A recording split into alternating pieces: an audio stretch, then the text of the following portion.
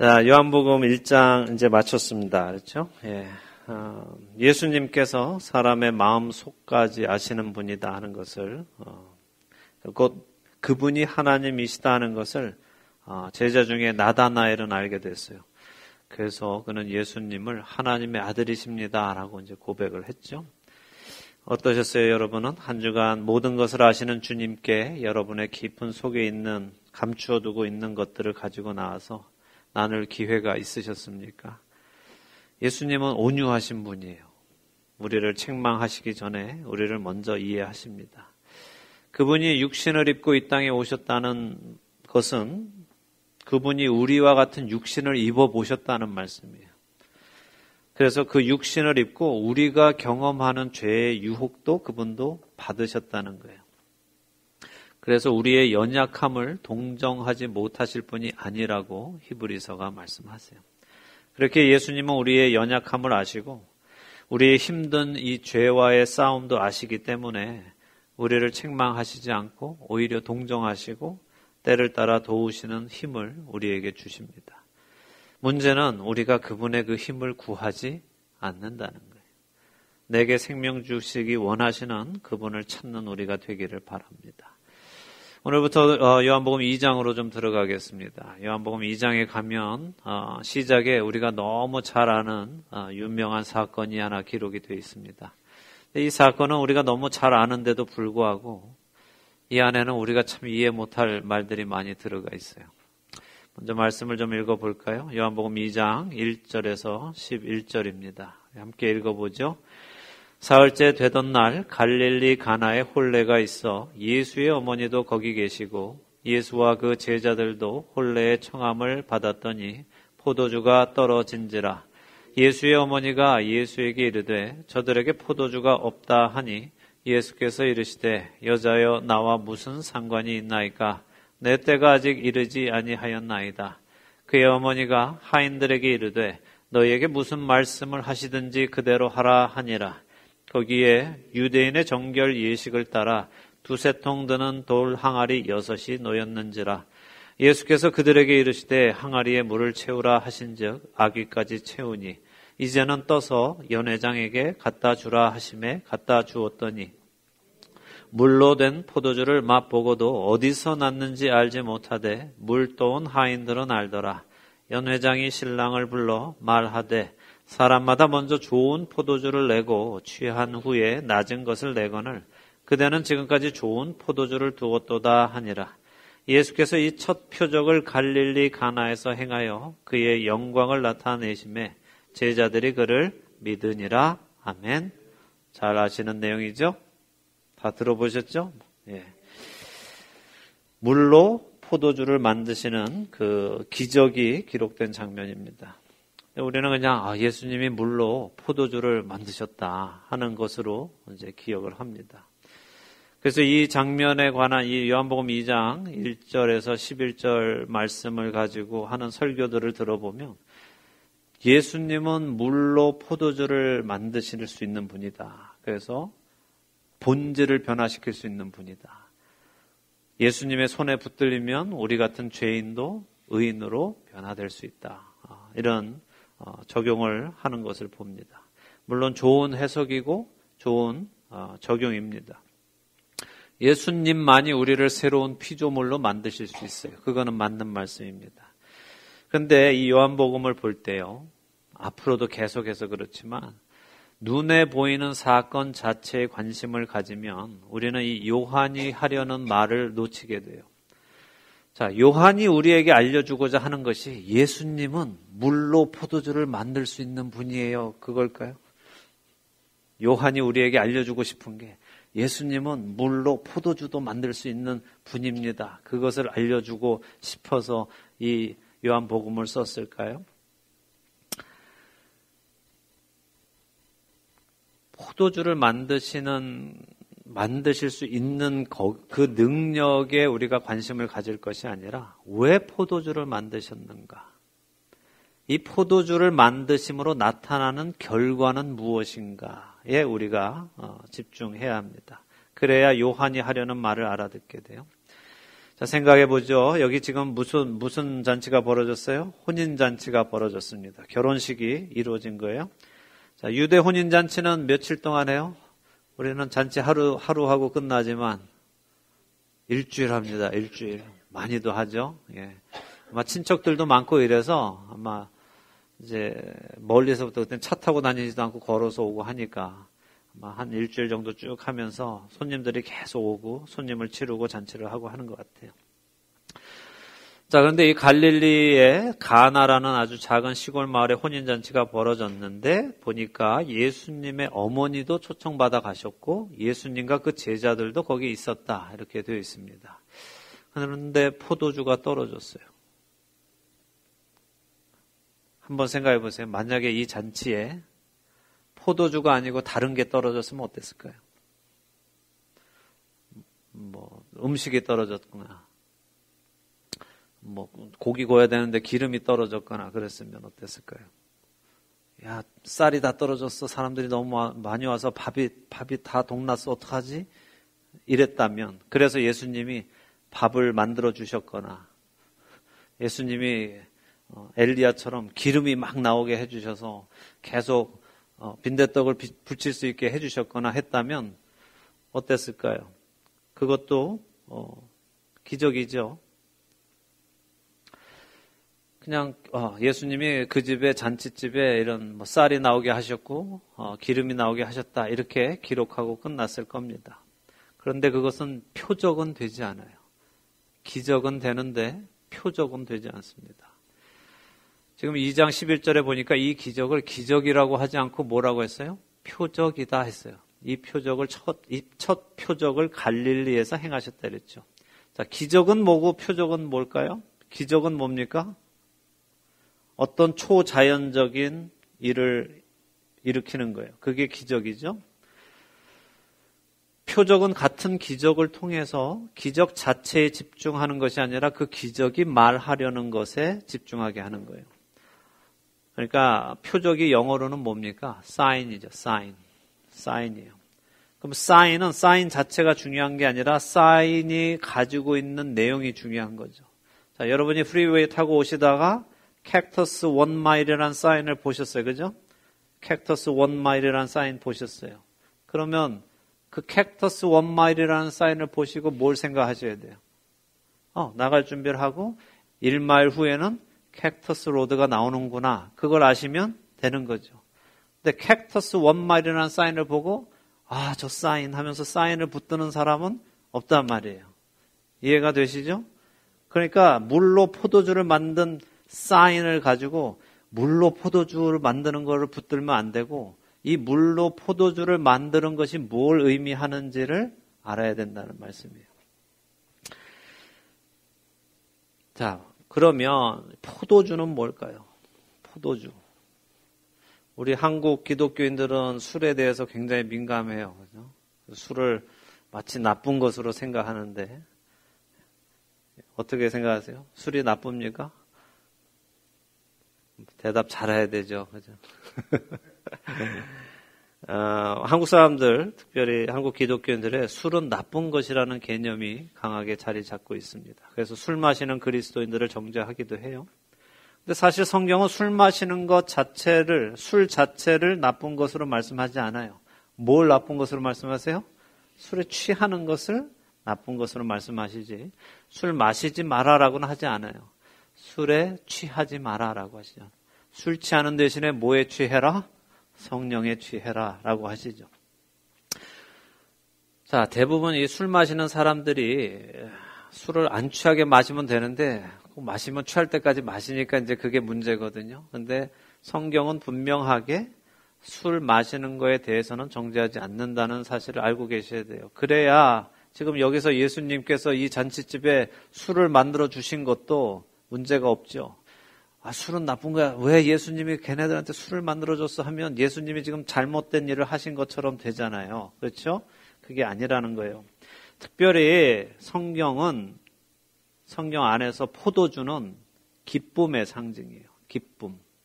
그리고 축복의 상징이에요. 포도주는 기쁨과 축복의 상징입니다. 시편 104편 15절을 볼까요? 시편 104편 15절. 자, 사람의 마음을 기쁘게 하는 포도주와 사람의 얼굴을 윤택하게 하는 기름과 사람의 마음을 힘있게 하는 양식을 주셨도다. 누가? 하나님이 주셨다는 거예요. 우리의 마음을 기쁘게 하는 포도주를 하나님이 주셨다는 거예요. 하나님이 나쁜 거 주셨겠어요? 아니죠. 신명기 가볼까요? 신명기 11장 가보겠습니다. 신명기 11장 13절에서 14절 13절과 14절이에요. 하나님이 이렇게 말씀하시죠. 내가 오늘 너희에게 명하는 내 명령을 너희가 만일 청종하고 너희의 하나님 여호와를 사랑하여 마음을 다하고 뜻을 다하여 섬기면 여호와께서 너희의 땅에 이른 비 늦은 비를 적당한 때에 내리시리니 너희가 곡식과 포도주와 기름을 얻을 것이요. 자, 너희가 내 말에 순종 잘하면 뭘 얻는다고요?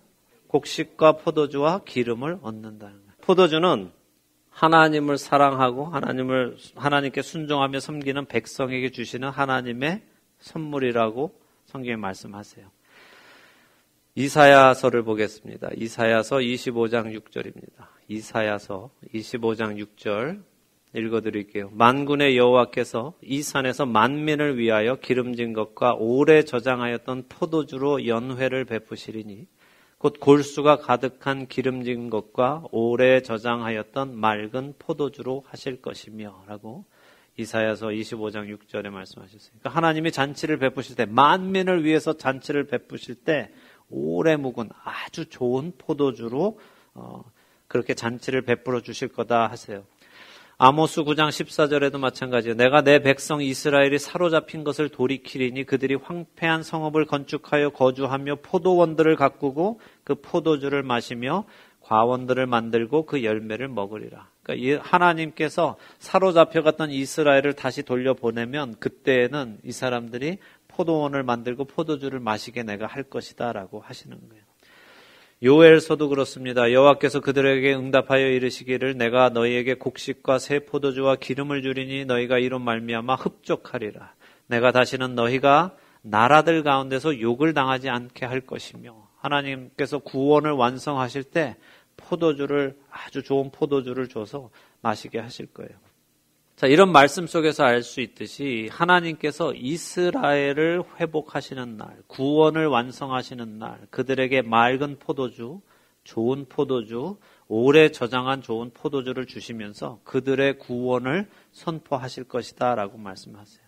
그래서 유대인들은 메시아가 오시면 포도주로 우리를 먹일 것이다 라고 믿고 있었어요. 메시아가 오시면, 하나님이 약속하신 이 메시아가 오시면 우리에게 좋은 포도주를 주실 것이다 라고 믿고 있었습니다. 자, 요한복음의 표적을 기록한 이유는 무엇이라고 우리가 첫 시간에 얘기했죠? 요한복음 20장 30절 31절에 보면 예수께서 하나님의 아들 그리스도이심을 믿게 하려고 내가 여기 이 표적들을 적어놓는다 라고 했어요. 너희로 믿고 그 이름을 힘입어서 생명을 얻게 하려고 내가 여기에 이 표적들을 적어놓는다라고 요한복음 20장에 말씀하셨습니다. 자, 요한이 이 가나의 혼인잔치에서 예수님께서 포도주를 만들어주신 것을 보고 요한복음 1장, 다시 1장으로 가세요. 1장 11절에 제자들이 어떻게 했다고요? 그들이 믿으니라 라고 했어요. 그래서 우리는 이것만 이해하면 돼요. 유대인 제자들은 예수님이 약속된 메시아이심을 이 표적을 통해서 믿게 되었구나. 그것을 아시면 됩니다. 자, 오늘 저녁부터 가서 하나님이 우리에게 또 기쁨을 주신다고 나 포도주 좀 맛있게 이러지 마시고 이거 기억하세요. 예수님께서 이렇게 말씀하셨어요. 내가 천국에서 새 것으로 너희와 함께 이 포도주를 마실 때까지 다시는 마시지 않겠다 하셨어요. 왜요? 그 즐거움을 지금은 잠시 미뤄두시겠다는 거예요. 완성되는 날, 정말 그날 잔치 벌이고 우리 신나게 한번 마셔보자. 하늘에서 만든, 천국에서 만든 가장 질 좋은 포도주로 내가 너희와 다시 마실 거야. 그런데 그때까지는 내가 마시지 않을 거다 하셨어요. 그러니까 그래서 저도 안 마셔요. 그날 Made in Heaven 와인을 마시는 그날을 기다리며 술은 이제 안 마시고 그날까지 기다립니다. 그러니까 여러분들도 기다리다가 그날에 예수님이 주시는 그 와인을 마시도록 하시고 이 땅에서는 성령에 충만해서 성령에 취해서 살아가시기를 바랍니다. 자, 그런데 이 본문 안에 사실 우리의 궁금증을 자아내는 장면들이 많이 기록되어 있어요. 예를 들면 왜 예수님의 어머니는 남의 잔치에 포도주가 떨어진 걸 예수님한테 말했나? 왜 이렇게 남의 집에 포도주 떨어진 걸 가지고 이 집에 포도주가 떨어졌어. 뭐하러 와서 말을 했나? 거기에 대고 또 예수님은 왜 여자여 나와 무슨 상관이 있습니까? 이런 말씀을 하시나? 그럼 엄마 또 아들이 나와 무슨 상관이 있습니까? 이러면 그래 하고 하는 것도 아니고 또 마리아는 가서 시키는 대로 해. 또 이렇게 하는 게 하나도 앞뒤에 안 맞는 이야기가 전개가 됩니다. 우리가 이해하기 참 어려운 본문들이 담겨 있어요. 그래서 사실 저는 이 본문을 명확하게 설명해 주는 분을 어떤 신학자도 본 적이 없어요. 그래서 저 역시 여러 가지로 설명해 보려고 했지만 제 마음에 딱 그렇다 하는 감동도 없습니다. 왜냐하면 요한이 명확하게 그 말씀을 하고 있지 않아서 그래요. 설명을 명확하게 하고 있지 않아서 어쩌면 더 훗날 우리가 영적으로 더 깊어지면 그때 이해할 수 있을지도 모르겠어요. 아직 안 그러면 나중에 천국 가서 물어봐야죠. 그때 왜 그러셨어요? 왜 남의 집 잔치에 포도주 떨어진 걸 예수님한테 말씀하신 의도가 뭐였어요? 라고 그때 물어봐야 할 거예요. 그래서 우리가 성경을 볼 때 성경이 명료하게 보여주시지 않는 부분은 옆으로 제쳐놔야 돼요. 그리고 성경이 명료하게 보여주시는 부분을 집중해서 봐야 됩니다. 이해할 수 없는 것은 이해할 수 없는 대로 두고 이해할 수 있는 것만 보죠. 자, 이 본문에서 이해할 수 없는 게 뭐예요? 왜 마리아가 남의 잔치에 포도주 떨어진 것을 예수님께 말했는지 이해할 수 없어요. 그리고 또 예수님이 여자여 나와 무슨 상관이 있습니까? 해놓으시고도 또 포도주를 만들어주신 것도 우리 이해할 수 없어요. 안 만들어주든지. 원래는 아니지만 어머니 말씀을 듣고 제가 특별히 만들어 드리죠. 이런 것도 아니고 나와 무슨 상관이 있냐 이래놓고 또 만들어 주시고 이거 이해할 수 없어요. 왜 그런지. 또한 마리아가 그런 말씀을 듣고도 하인들에게 예수님의 말씀대로 해라라고 하는 것도 그 이유도 알 수 없습니다. 추측은 가능하지만 추측일 뿐이지 사실이란 증거는 없어요. 그럼 어떤 추측이 가능한가? 이 혼인잔치가 마리아의 친척의 잔치다는 거예요. 마리아의 친척. 그래서 마리아도 갔고 친척인 예수님도 갔고 또 친척인 요한과 요한의 형제도 갔고 다 친척의 결혼잔치이기 때문에. 근데 혼인잔치에 포도주가 떨어졌다 하는 것은 굉장히 부끄러운 일이에요. 왜냐? 이거는 정말 평생을 두고 사람들 입에 오르내릴 일인데 아까 포도주가 뭘 상징한다고요? 기쁨과 축복, 하나님의 축복을 상징하는데 결혼식을 막 하고 있으면 뭐가 있어야 돼요? 기쁨이 있어야 되고 하나님의 축복이 넘쳐나야 그 결혼식이 기분이 좋을 텐데 이 결혼식을 하던 중에 기쁨이 떨어지고 축복이 중간에 떨어져 버리면 결혼식 하는 사람들은 마음이 어떨 것이고 거기 왔던 사람들도 다 뭐라고 하겠어요? 야, 이 결혼 이거 불행해 보이는데 어떻게 기쁨이 떨어져 버리고 축복이 떨어지지? 특이하다. 불행하겠다. 쟤네들 같이 오래 못 살겠어. 이런저런 수군거릴 이유가 되죠. 상스럽지 않은 일이 일어난 겁니다. 자, 친척 집에 지금 포도주가 떨어졌으니까 마리아가 이거 어쩌면 좋니? 이 집에 포도주가 떨어졌어라고 말했다라고 볼 수 있어요. 그렇게 추측해 볼 수 있습니다. 자, 근데 이해할 수 있는 거는 우리가 뭔가 보면 그런 마리아에게 예수님께서 여자여 나와 무슨 상관입니까? 내 때가 아직 이르지 아니하였습니다라고 하시는 말씀은 이해할 수 있어요. 자, 예수님이 어머니 이 집 포도주 떨어진 게 저하고 무슨 상관입니까? 라고 말하는 게 아니에요. 이 말씀을 원어로 보면 여자여 당신과 내가 무슨 상관입니까? 이 집 포도주 떨어진 게 나하고 무슨 상관입니까가 아니라 여자여 당신과 내가 무슨 상관입니까? 라고 말씀하시는 거예요. 예수님은 복음서를 통틀어서 자신의 어머니 마리아를 여자여라고 2번을 불러요.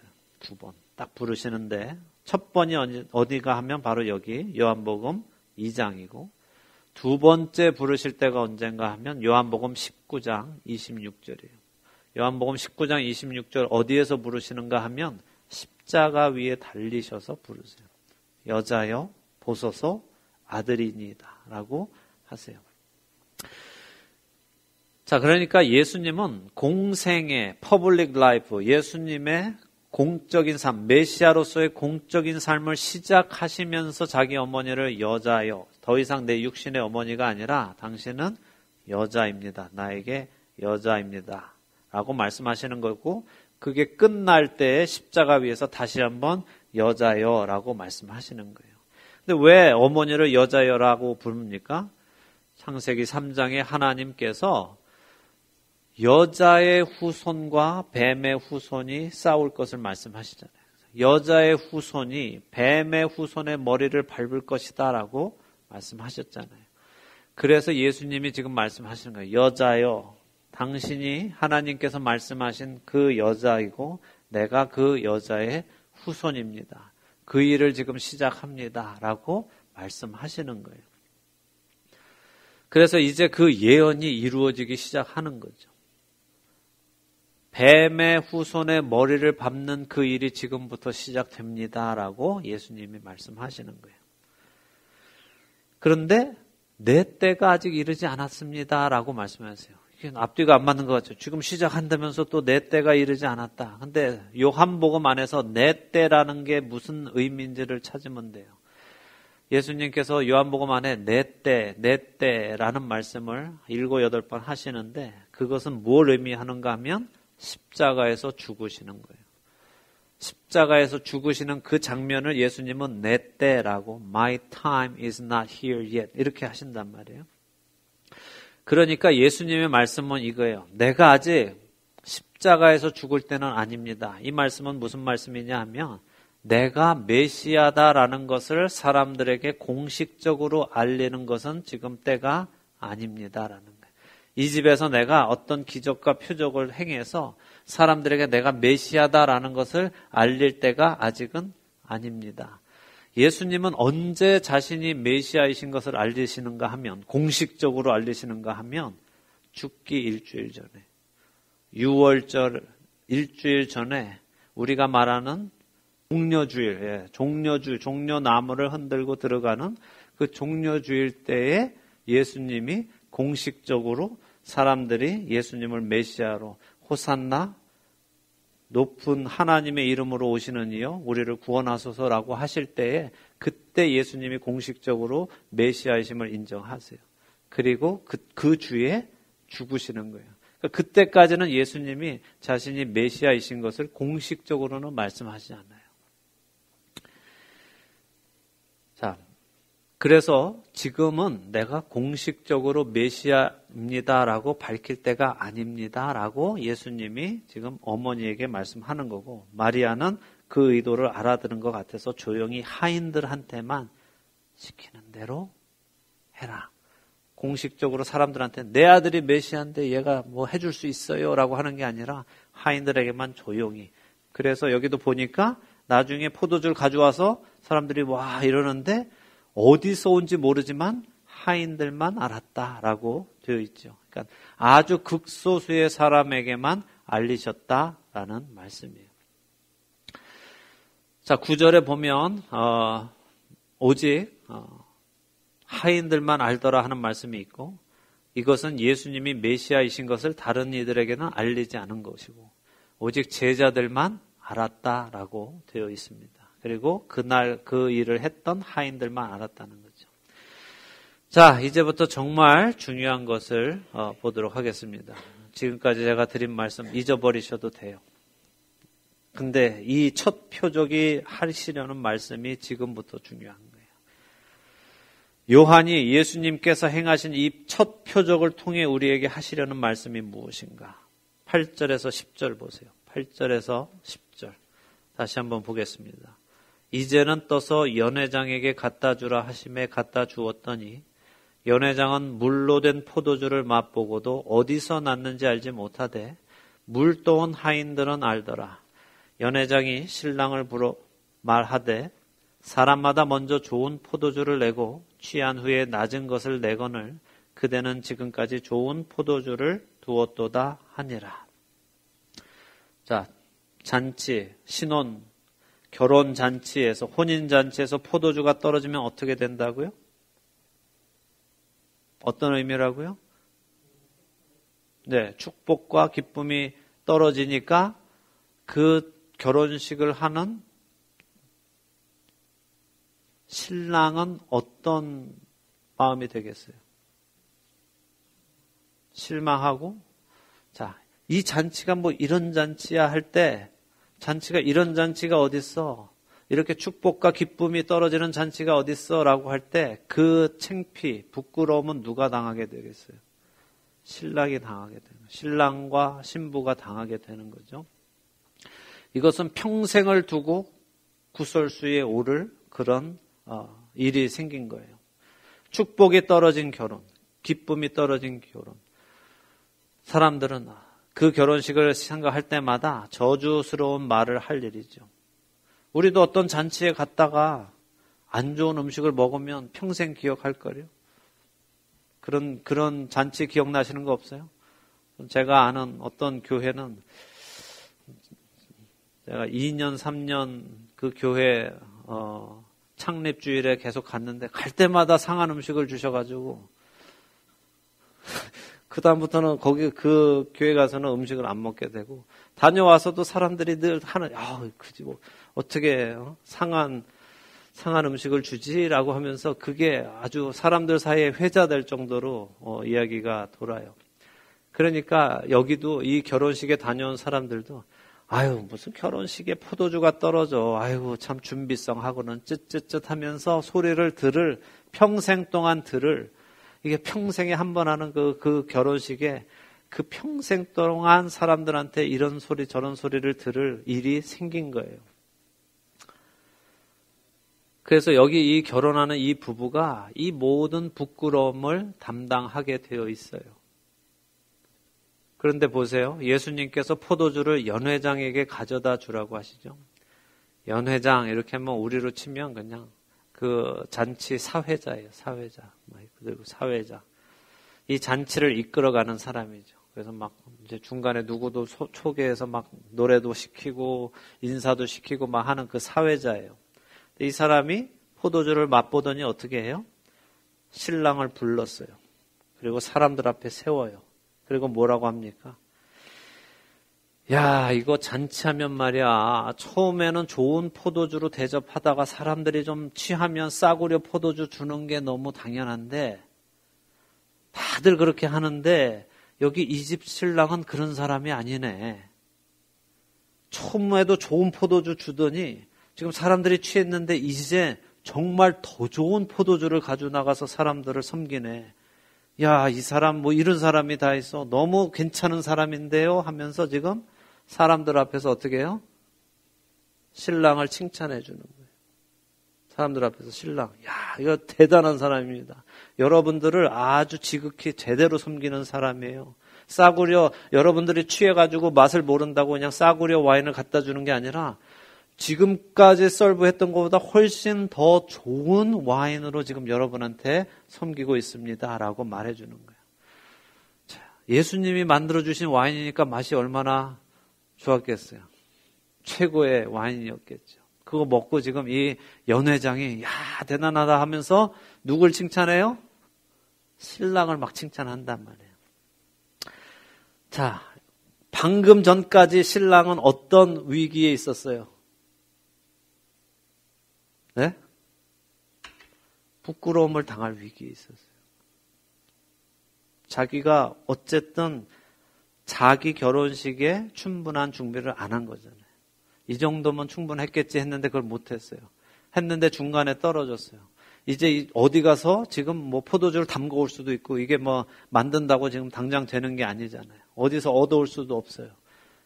그래서 이제는 망신을 당할 수밖에 없고 부끄러움을 당할 수밖에 없고 사람들에게 지적을 받을 수밖에 없는 사람이었는데 갑자기 상황이 돌변하더니 어떻게 해요? 칭찬을 받는 사람이 되어버렸어요.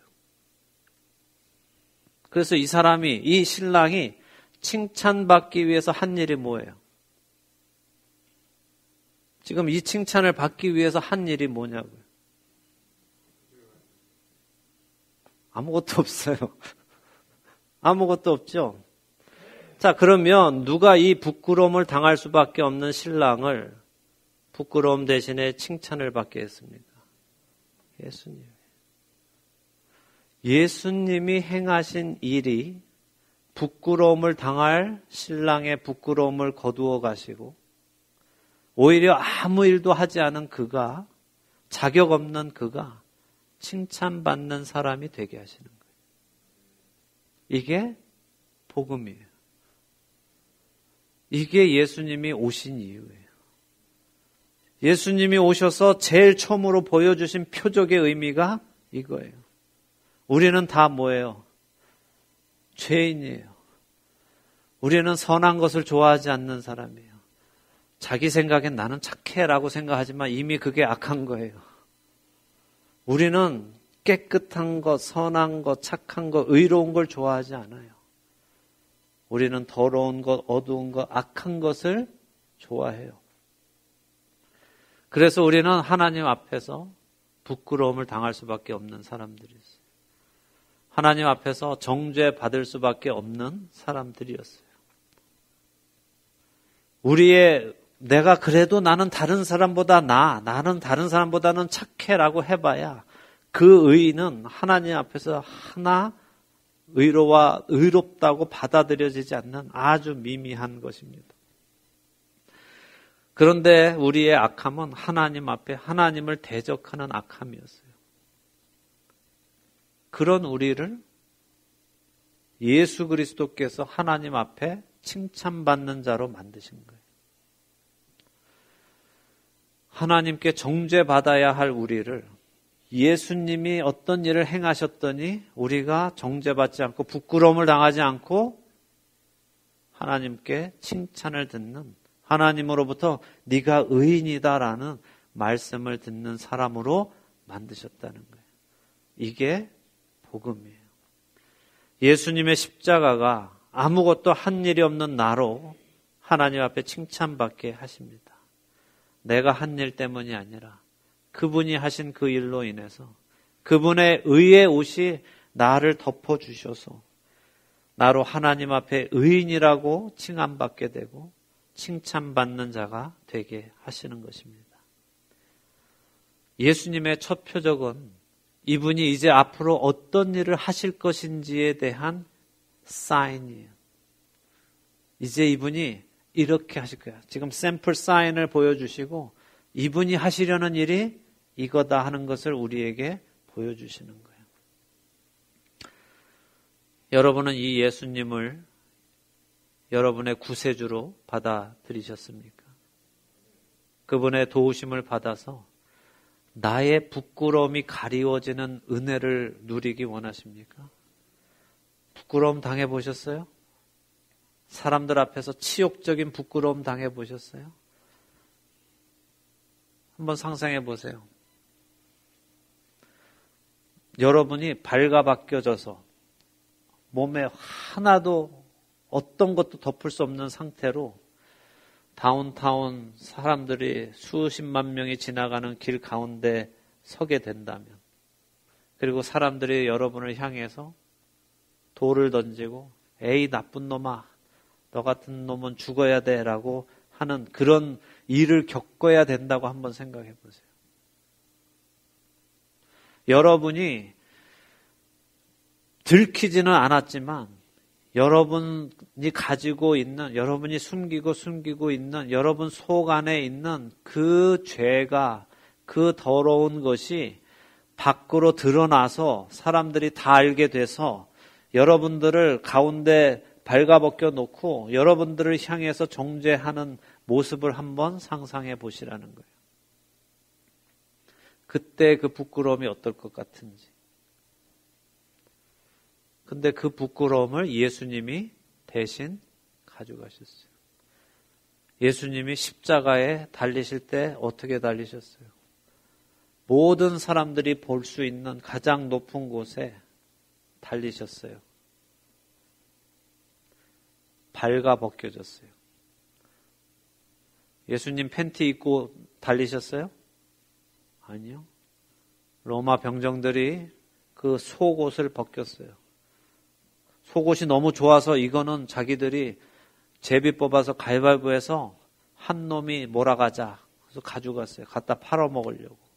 예수님, 우리가 그림으로 볼 때는 여기다 뭘 덮었지만 그건 예수님을 그냥 적나라하게 그릴 수 없어서 덮어드린 거지. 실질적으로 예수님은 발가벗겨져서 십자가에 달리셨어요. 여러분들이 만약에 발가벗겨져서 지금 이 자리에 선다면 여러분들의 자세는 어떻게 될 것 같아요? 발가벗겨지면 여러분들의 자세가 어떻게 될 것 같아요? 꼬부라지죠. 꼬부라지죠. 어떻게든지. 그렇죠? 그걸 못하게 어떻게 했어요?